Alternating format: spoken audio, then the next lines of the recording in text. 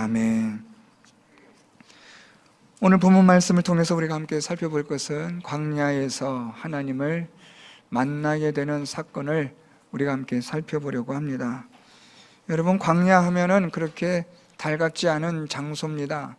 광야라고 하면 우리가 참 고통과 괴로움이 있는 장소, 또 시련의 장소라고 우리는 그렇게 여기고 있습니다.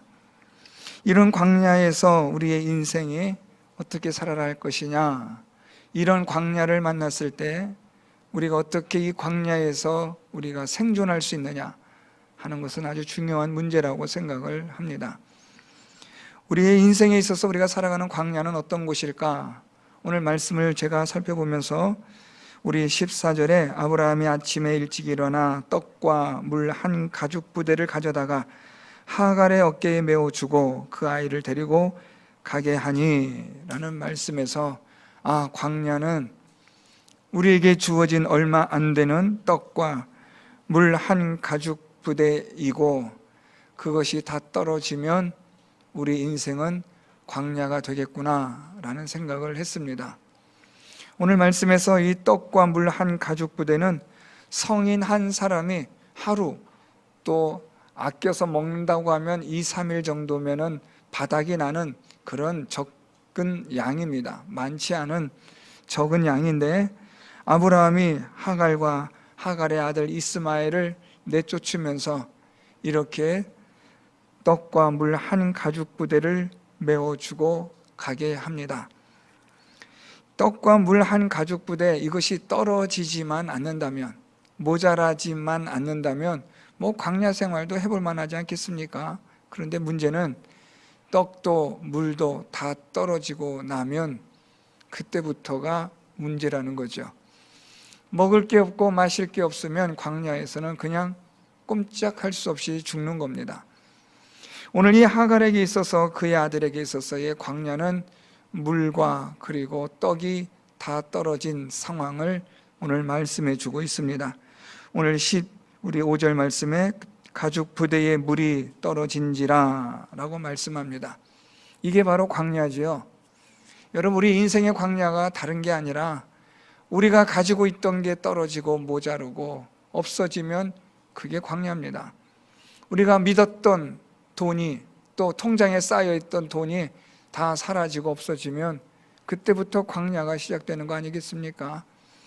또 우리가 믿었던 건강이 하루아침에 여러 가지 좋지 않은 일로 인해서 우리가 입원하게 되고, 또 검사를 받게 되고, 또 약을 먹게 되고, 수술을 받게 되면 그게 또 광야겠지요.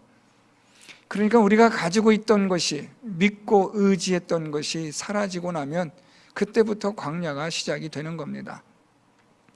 오늘 본문에 등장하는 이 하갈과 그의 아들 이스마엘은 이 광야를 맞이합니다. 광야로 들어가서 광야에서 이들은 부족함과 떨어짐 속에서 어떻게든 살아남아야만 하는 그런 아주 생존의 문제에 직면하게 되었습니다.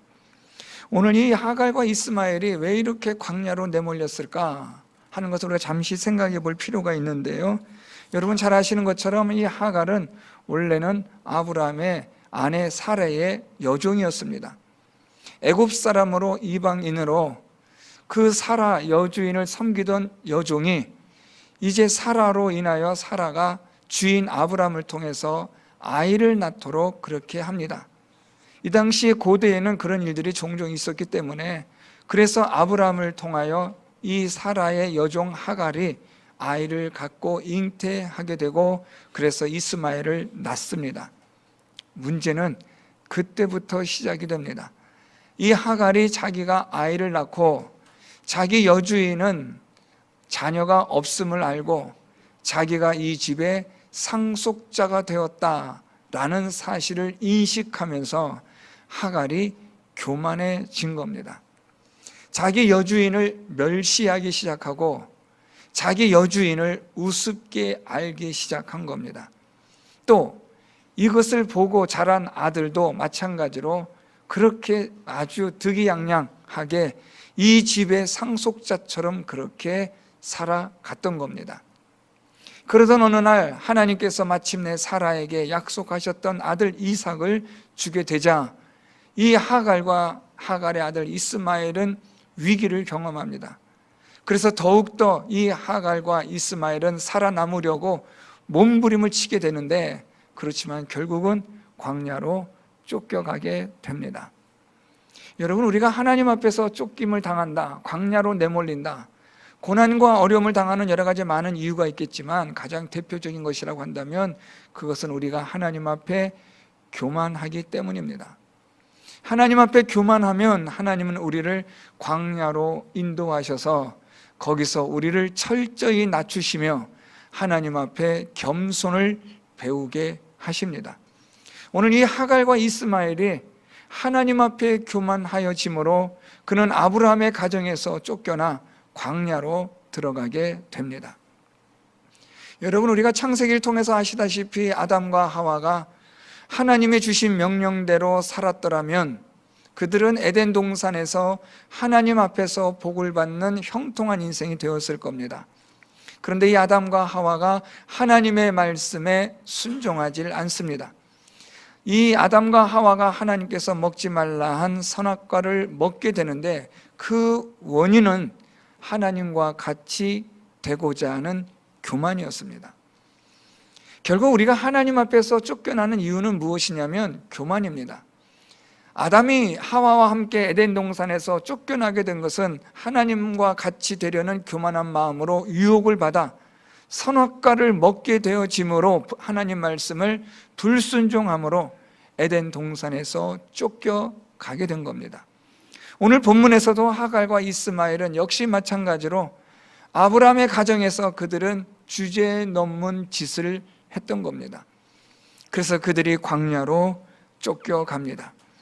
그들이 가지고 있었던 떡과 물은 다 떨어졌습니다. 설상가상으로 우리 14절 하반절에 보면 브엘세바 광야에서 방황하더니 라고 그렇게 말씀하고 있는데, 이 방황하다라는 이 히브리어는 길을 잃어버리다 라는 뜻입니다. 하갈은 애굽 사람입니다. 그래서 아마도 그는 자기 고향 애굽 땅으로 가려고 했던 것 같습니다. 문제는 광야에서 길을 잃어버리는 것은 아주 쉽습니다. 조금만 잘못 생각하면 방향 감각을 상실하게 되고, 그러다 보면 광야에서 길을 잃게 되면 그냥 죽는 겁니다. 하갈은 아마도 자기 고향으로 애굽으로 가려고 했지만 길을 잃어버린 겁니다. 어디가 어디인지 모르고 방향 감각도 잃어버린 상태에서 떡도 물도 다 떨어지고 나니까 이제 죽겠구나라는 위기감을 직면하게 된 겁니다. 그래서 16절에 아이가 죽는 것을 참아보지 못하겠다 하고 화살 한바탕 거리 떨어져 마주 앉아 바라보며 소리내어 울었다라고 말씀하고 있습니다. 사랑하는 성도 여러분, 하갈이 이렇게 쫓겨나고 교만해서 그가 아브라함 가정에서 내침을 받아 광야길로 들어왔는데 이젠 죽음에 직면하게 된 위기에 처하게 된 겁니다. 그런데 이때 이 하갈과 그의 아들 이스마엘이 하나님 앞에 울었다라는 겁니다.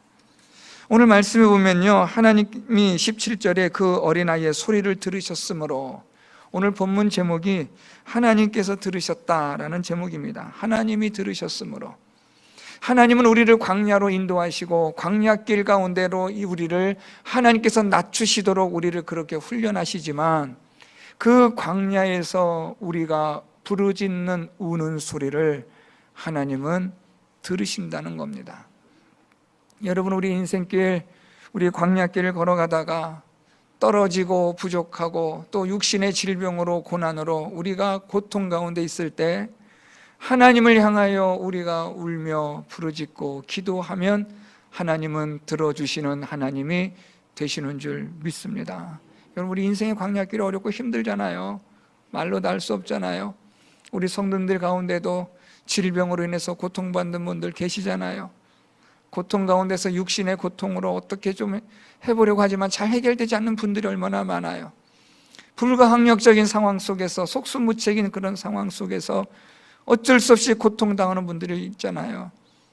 이런 인생의 광야길에서, 인생에서 광야를 만났을 때 오늘 이 하갈과 그의 아들 이스마엘이 하나님 앞에 소리 높여 울기 시작하는 겁니다. 저는 이 광야길을 생각할 때마다 가슴이 참 아파요. 얼마나 우리가 힘든 인생이겠습니까? 그런데 이 광야에서 소망이 하나가 있는 것은 하나님 앞에 울면 하나님이 들으신다는 거예요. 여러분, 그래서 우리가 고통 가운데 있고 시련 가운데 있고 말로 다 표현할 수 없는 어려움 가운데 있을 때 하나님 앞에 우시고 기도하시는 여러분 될 수 있기를 바랍니다. 우리의 울음을, 우리의 눈물을 하나님은 들으시고 보시는 사랑과 긍휼이 많으신 하나님이 되시는 줄 믿습니다. 오늘 이 하갈과 그의 아들이 하나님 앞에 울고 있을 때 오늘 하나님은 그의 사자를 보내셔서 말씀합니다. 17절에 하나님의 사자가 하늘에서부터 하갈을 불러 이르시되 하갈아 무슨 일이냐, 두려워하지 말라, 하나님이 저기 있는 아이의 소리를 들으셨나니 라고 그렇게 하갈을 위로해 줍니다. 우리가 하나님 앞에 울고 하나님 앞에 부르짖으면 하나님은 우리의 우는 소리와 부르짖음에 우리의 눈물을 들으시고 보시는 하나님께서 우리를 구원하여 주시고 또한 우리를 붙들어 일으켜 주시는 하나님이 되시는 줄 믿습니다.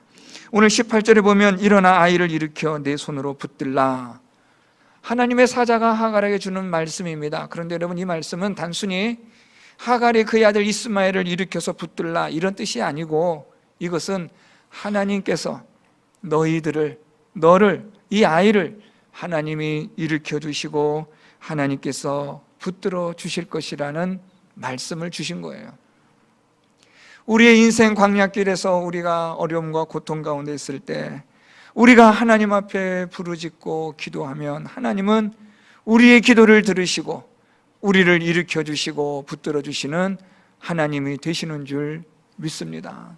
그래서 여러분, 우리가 이 인생의 광야길에서 우리가 가진 것들이 떨어지고 부족하고 예기치 않은 우리의 인생의 어려운 일을 만나고 고난을 만나고 시련을 만났을 때 하나님 앞에 우리가 기도해야 하는 이유가 여기에 있는 겁니다.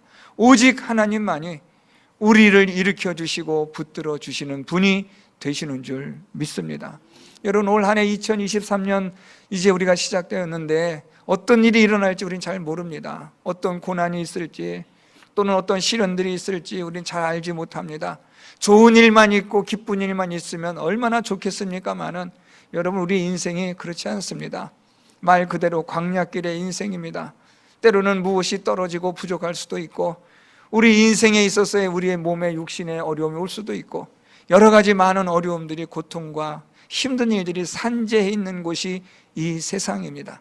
이 광야길을 우리가 지날 때에, 이 광야길을 통과할 때에 우리가 기억해야 될 것은 바로 하나님입니다. 우리의 어려움 가운데서, 신음 가운데서 하나님 앞에 울고 부르짖을 때 하나님은 우리의 기도를 외면하지 않으시고 우리의 눈물을 하나님은 주목하시고 우리를 일으켜 주시고 붙들어 주시는 하나님이 되시는 줄 믿습니다. 어떤 성도님이 너무나 어렵고 힘들어서 이렇게 교회 와서 앉아서 울고 있는데 뭔지 모르는, 형용할 수 없는 그 마음에 무언가를 잡아 일으켜 주는 듯한 어떤 힘을 가지게 되었다는 말을 들은 적이 있습니다. 그리고 나서부터 다시 마음 안에 용기가 나고 다시 무언가 모를 안에서부터 솟아오르는 그런 담대함을 가지고 그 힘든 일들을 이겨냈노라고 말씀하시는 분의 이야기를 들은 적이 있습니다. 하나님 앞에 우리가 울고 엎드려 기도하면 하나님은 우리를 붙들어 주시고 일으켜 주시는 하나님이 되신다는 사실입니다. 오늘 하나님은 이 하갈을 하나님께서 일으켜 주시고 붙들어 주시는데 19절 말씀에 하나님이 하갈의 눈을 밝히셨으므로 샘물을 보고 가서 가죽 부대에 물을 채워다가 그 아이에게 마시게 하였더라. 하나님이 어떻게 일으켜 주시고 붙들어 주셨는가 보니까 하갈의 눈을 밝혀 주셨다라고 말씀합니다. 참 여러분, 신기합니다. 하갈의 눈이 지금까지 어두워져 있어서 샘물이 있었지만 샘물을 보지 못했습니다. 그런데 하나님께서 하갈의 눈을 열어주시고 보게 하시자 이 샘물이 바로 여기 있었다는 것을 알게 되고 발견하게 된 겁니다. 하나님께서 우리의 눈을 열어주시면 이 세상 어디에서도 우리는 하나님께서 우리를 위하여 준비하시고 예비하신 샘물들을 얼마든지 발견하게 되는 줄 믿습니다. 여러분, 우리의 눈이 감춰져 있기 때문에, 우리가 볼 수 없기 때문에 그런 것이지, 하나님이 우리의 눈만 열어주시면 우리는 이 세상에서 힘있게 또한 하나님의 구원의 능력을 경험하며 살아가는 은혜를 얼마든지 경험하게 되는 줄 믿습니다. 여러분, 우리의 인생의 샘물이 누구십니까? 예수 그리스도가 저와 여러분 우리의 인생의 샘물이 되는 줄 믿습니다. 여러분, 우리가 힘들고 어렵고 지쳐 있을 때, 하나님 앞에 울며 우리가 기도할 때, 하나님은 우리의 눈을 열어 예수 그리스도를 보게 하시고, 예수 그리스도를 보게 하셔서 우리에게 힘을 주시고 용기를 주셔서 우리를 일으켜 주시고 붙들어 주시는 하나님의 능력을 나타내 주시는 줄 믿습니다. 이런 고난과 이런 어려움 속에서 하나님의 이런 구원의 능력을, 역사를 경험하게 될 때, 우리는 하나님께서 또 다른 차원이 다른 우리의 인생으로 하나님은 그렇게 인도하여 주시는 줄 믿습니다. 사랑하는 성도 여러분, 우리가 살아가는 이 세상 참으로 어렵고 힘든 세상입니다. 부족함과 모자름의 세상이고, 예기치 않은 사건과 사고들이 일어나는 이런 세상이지만, 이 광야길을 걸어가면서 우리가 어려운 일을 만날 때마다 하나님 앞에 엎드려 기도하면 하나님은 우리의 기도를 들으시고 응답하시는 하나님이 되시고, 하나님은 우리의 눈을 열어 샘물을 발견하게 하시고 우리를 살게 하시고 힘을 주시고 능력을 주시는 하나님이 되시는 줄 믿습니다. 그러므로 우리 모든 성도 여러분들, 우리의 눈을 열어주시는 하나님, 우리의 기도를 들으시는 하나님, 우리 눈에 눈물을 보시는 하나님 앞에, 여러분 이 인생의 광야길 가운데 그런 하나님 앞에 엎드리고 기도하시는 성도 여러분들이 될 수 있기를 바랍니다. 제가 이 말씀을 준비하면서 제가 계속해서 생각이 났던 찬양이 하나가 있습니다. 여러분들 아시는 분들은 아시겠지만 광야를 지나며 라는 그런 찬양입니다. 제가 잠깐 가사가 감동되어서 여러분들에게 좀 읽어드렸으면 좋겠습니다. 왜 나를 깊은 어둠 속에 홀로 두시는지, 어두운 밤은 왜 그리 길었는지, 나를 고독하게 나를 낮아지게 세상 어디도 기댈 곳이 없게 하셨네. 주님만 내 도움이 되시고 주님만 내 빛이 되시는, 주님만 내 친구 되시는 광야, 주님 손 놓고는 단 하루도 살 수 없는 곳 광야에 서 있네.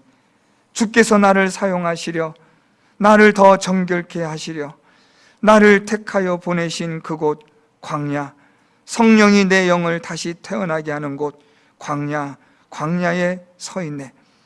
내 자아가 산산이 깨지고 높아지려 했던 내 꿈도 주님 앞에 내어놓고 오직 주님 뜻만 이루어지기를, 나를 통해 주님만 드러나시기를 광야를 지나며.